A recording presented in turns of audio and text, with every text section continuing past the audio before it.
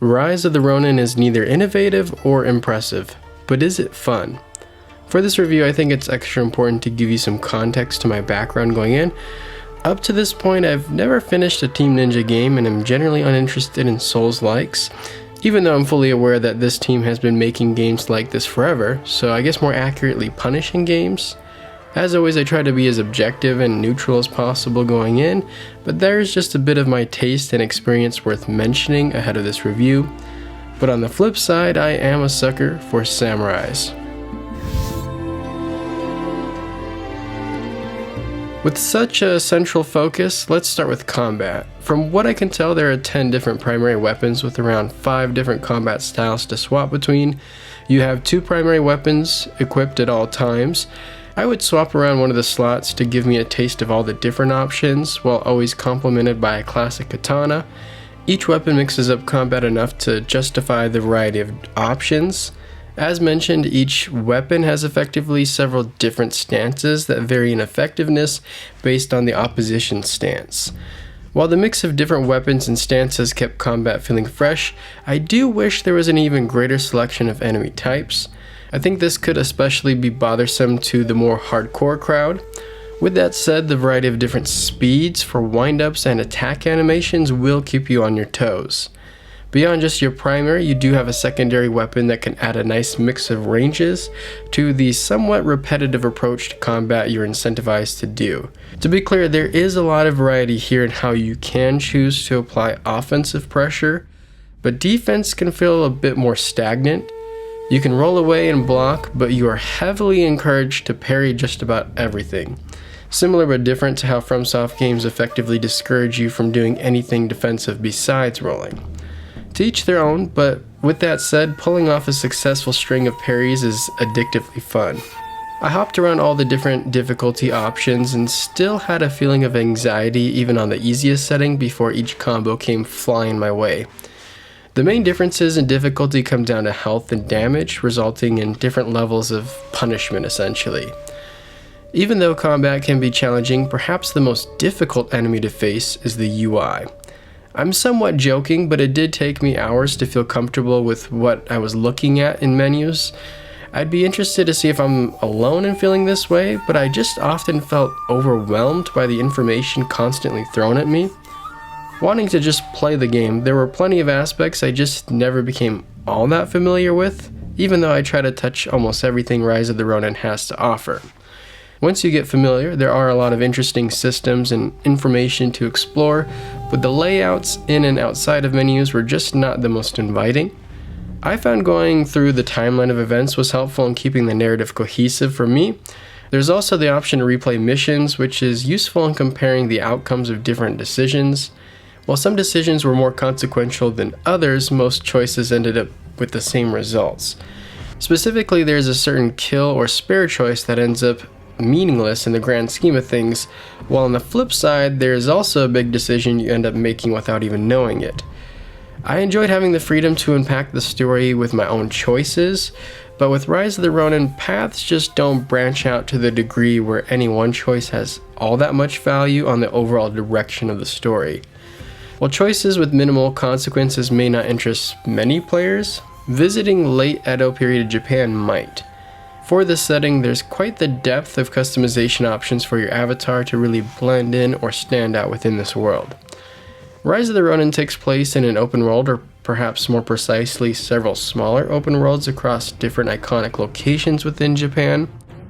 Within each location, you are getting around by foot, on horse, or by glider. Gliding can often feel like you are discovering your own shortcuts, but at the same time lacks excitement. Gliding is at its best when used in cooperation with your horse. A decent amount of buildings are scalable, and so I often found myself in this traversal loop of running across rooftops, to then gliding down inclines, to then landing on top of my horse. There are a few mini games around town with a small selection of random encounters to engage with. Nothing you haven't seen before in other open world titles of this flavor. Most side missions were a bit repetitive and forgetful, with a handful of exceptions that at least had an interesting premise. The great selling point to this open world is its location. Few games in recent memory will allow you to exist and inhabit the world of a samurai. Although Ghost of Tsushima may come to mind, the locations and time periods vary just enough to feel distinct and different. A lot was made of Rise of the Ronin's visual performance heading into launch, and it's not great, but it's also not bad. Resolution looks much closer to 1080 than 4K in all three performance settings. I think the performance mode is the best middle ground, but even that struggles to hit a consistent 60, at least to my eyes. So definitely not a visual showcase of what the PS5 can do, but the art direction is actually fairly nice. Nothing blew me away, but there were several vistas and city streets that just capture the beauty of this time and place. I may have liked this particular setting even more than I would have due to my constant desire to play Samurai Champloo's soundtrack mid-battle and when walking around.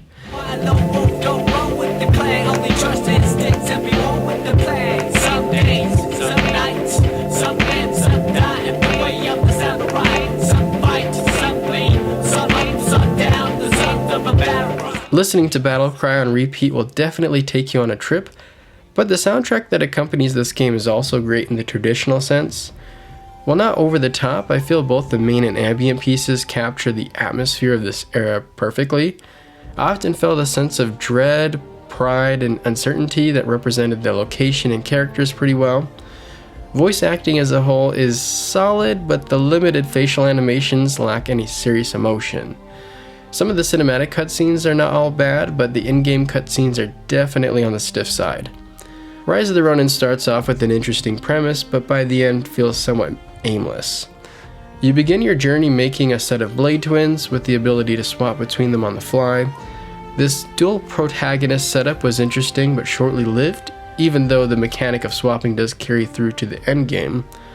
Early on, the blade twins are separated, igniting the story's series of events.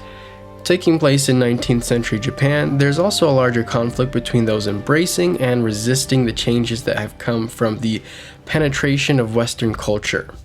Much of the main story ends up revolving around this conflict. I enjoyed the tension felt throughout the story as well as within the world. The conflict is presented fairly black and white at first, while ending up a bit more gray by the end of things. A theme you will feel throughout is constant change. No matter how much you value how things are now, change is inevitable in one form or another. Although interesting at times, I can't help but feel the story loses its direction at several points. Certain climaxes feel rushed to only be followed up by long lulls. Not helping matters, the characters never develop to the extent one would hope. Early on, you're introduced to quite a few new characters, but the game never lets up. By the third act, I couldn't remember anyone's name besides Ryoma, and I was still meeting entirely new characters at that point. I just ended up never really caring all that much about anyone's motivations or perspectives. Rise of the Ronin's narrative ends up feeling like the interesting ideas were failed or at least not fully realized by the lackluster execution and underdeveloped characters.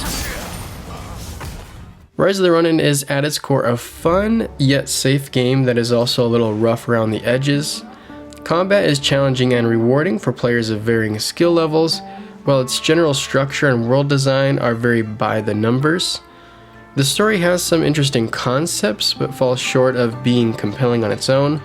On a technical level, not a stunner, but I do believe the setting captures the feeling of the time period pretty well.